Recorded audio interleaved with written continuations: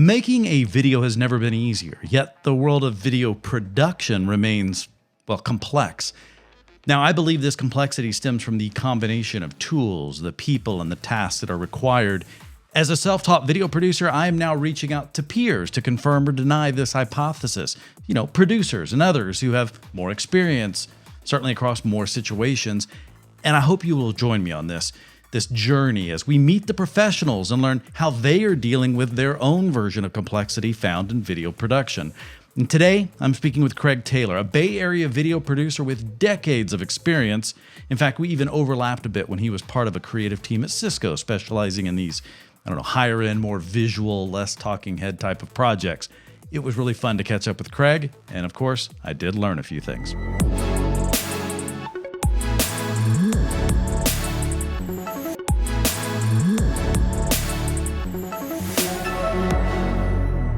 My role is as a senior video producer. So I have internal clients at the current technology company that I work for, and we have a small team. Here we're coming up on the end of the year, and I was looking at my list, how many projects did I complete this year?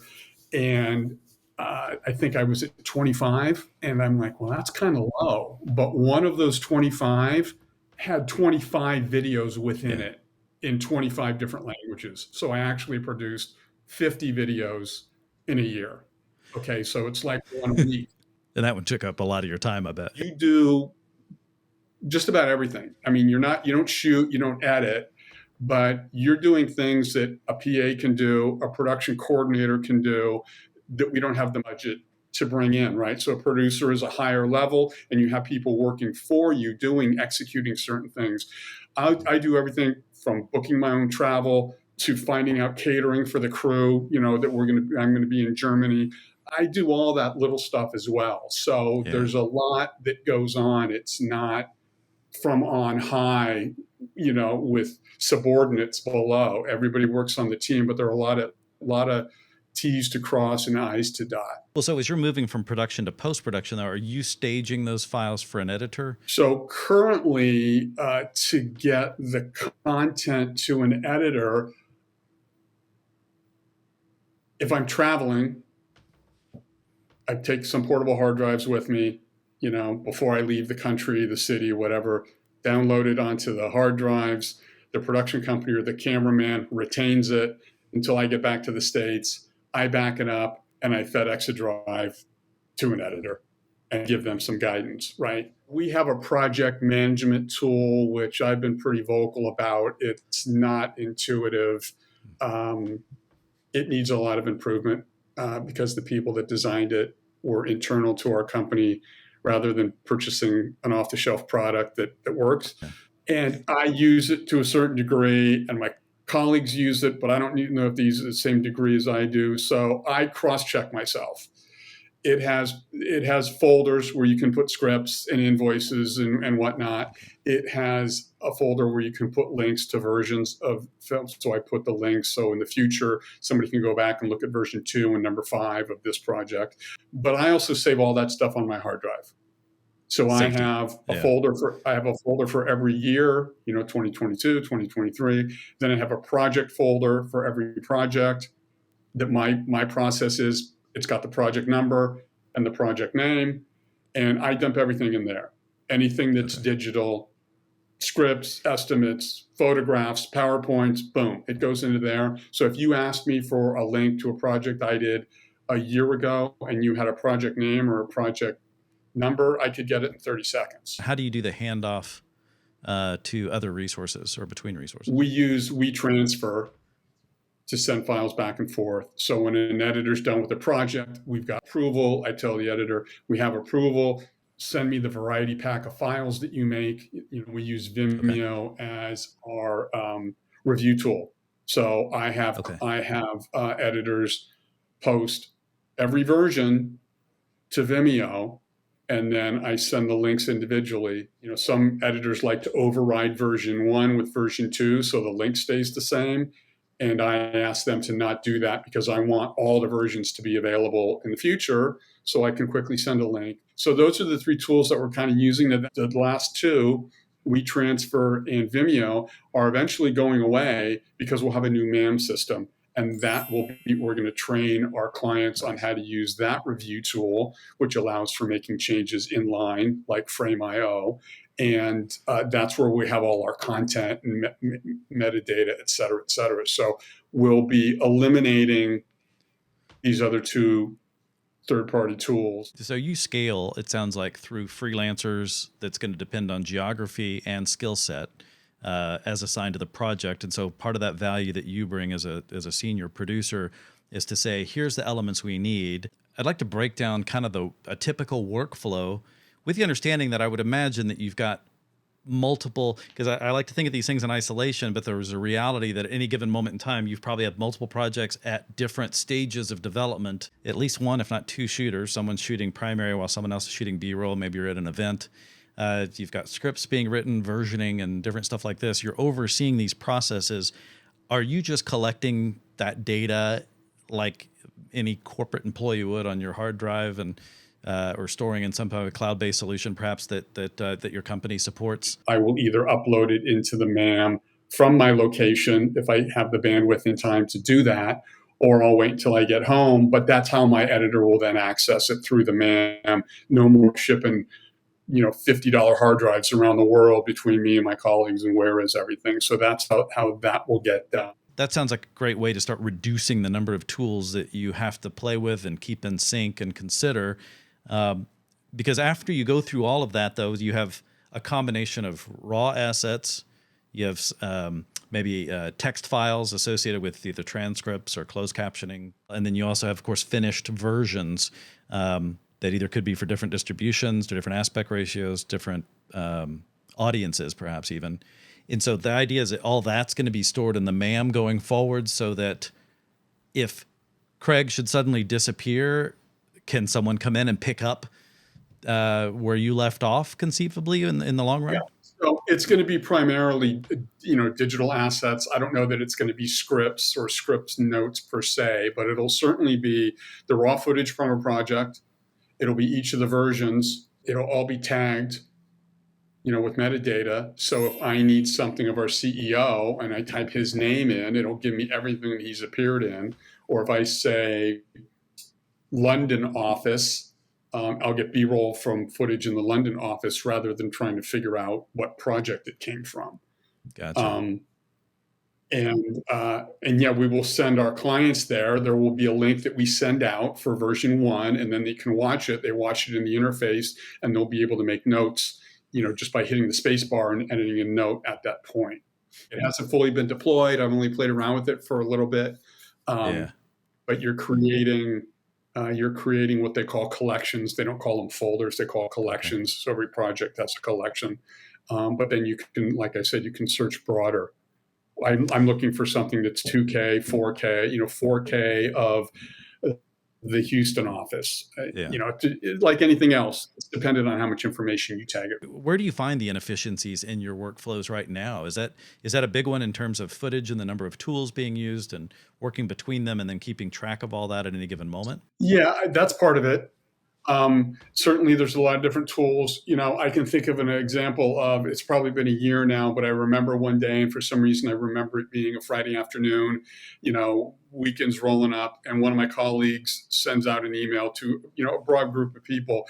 Hey, does anybody know who did this video? And a half an hour later, there were 17 email responds. Nobody knew who did it, didn't know who the producer was, didn't know who the editor was. And I just sat there and laughed as I was ready to turn off my computer for the weekend, thinking about how much salary was spent in the last hour by all these employees not knowing where to go. We all have our own process of doing things. One of the things that I do, and I've been doing this for a number of years now, is I had one of my editors create a slate that has pertinent information, date, version, project name, project number, et cetera. And I require all the editors that I work with, and I work with variety editors. Yeah. First 5 seconds of the video has that on it. And they work with other producers, but they don't implement my slate. They just don't use a slate. So when you go into Vimeo and you see this green and blue slate, that's a project I did. Yeah. And when I search by project number, all of them will come up. And that's an answer of who did this video. Well, it's right there. Now the slate comes off when we send it to the clients, but I consider that a broader inefficiency. We don't have things like file naming conventions. Everybody does their own thing. There's no consistency around what are the final video outputs. So I work with 3 or 4 different editors. They all put a different variety pack together for me, where it should probably be like everybody does these 3, these 3 video files. So those are the things that just kind of, I think to myself, that's kind of at a management level where we should have some of these things established. And it rolls into your question about tagging and metadata.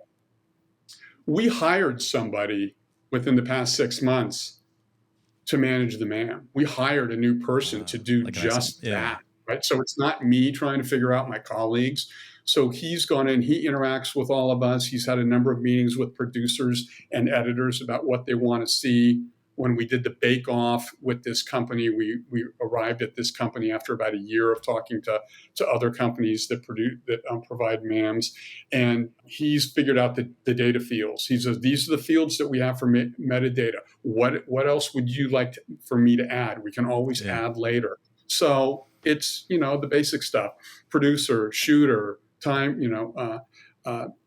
what format we shot it in. So it's all right there. So he's decided that, and then we're to go in and fill it out when we input the video. I'm curious what your experience is in terms of being able to ask colleagues or find stuff and get better use out of existing assets. Yeah, and it goes back to that issue will be alleviated when we start using the MAM. Let me back up a minute. So we're just establishing that. We're going to release it in January. He's been working on it for 6 months. So let's go back to June of 2022.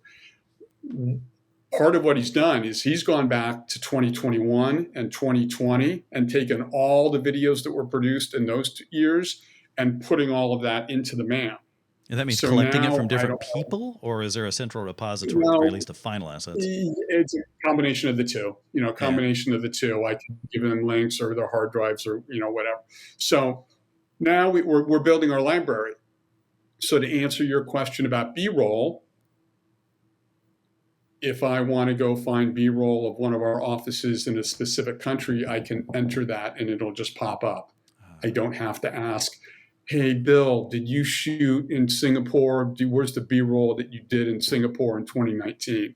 Now it's going to be in the MAM. So we're in the process of converting projects, and now all current projects getting established in there, so that goes away. So it's like walking into your local library and being able to search for what you're looking for. But prior to that, it would be an email to a group of people. Hey, has anybody shot in Singapore? I need some B-roll of our Singapore office. And then they'd say, yeah, I've got some, and this is the project number. And then you go figure out where it is. But it sounds like you're addressing some really core things with the introduction of the MAM and the data in a person, which I just love, a singular person responsible for saying, let's figure this out. Are there other things perhaps that you would chalk up as, boy, if I had a magic wand and could improve certain aspects that you would want to wave over other parts of your role? Yeah, again, I spoke a little bit earlier about file naming convention. What's the final output for files? Those, I understand those are small things, right? I've been with this company for 4 years and I've had 5 managers. So it's always changed. Nobody can get any traction. I also mentioned that I'm not a fan of our project management tool, which was created internally with people that don't know how to do interface design. And so those are a couple things that I would have gone in a different direction on. And there's some other ones that, I can only express my ideas. I don't want to be the manager of the group, but I'm trying to come up with solutions that help everybody, not just me. I think anytime we can free up in some of these processes and communications and places where things break down, become opportunities to pour that back into the creative and either make more, is usually what ends up happening in corporate, or in a perfect world, we actually, make things prettier and more impactful and things like that, because we can spend our time using the creative brain that we enjoy exercising in those pursuits versus downloading invoices and trying to match things back up and pulling clips and trying to remember what producer did what. Yeah. Well, Craig, I want to thank you for your time. I appreciate you taking the time out to just give me a little insight into your background and your processes. And I think I've learned a few things. So thank you. Great to be with you. I produced and hosted Cisco's TechWise TV for 13 years. And despite the advances that we made, lowering production costs, putting out a great show, we kept our data management very simple. Every episode involved at least 3 cameras, so those are ISOs for 3 cameras, raw video footage, plus screen captures, audio, and a switchmaster, and then multiple edits that would then be made for a variety of versions unique to their destination, so promos, language support, you name it. All of this created a lot of raw data that we stored on a dedicated hard disk. Every show was given its own 1 terabyte spinning disk drive for long-term storage so that we could then place it on a shelf.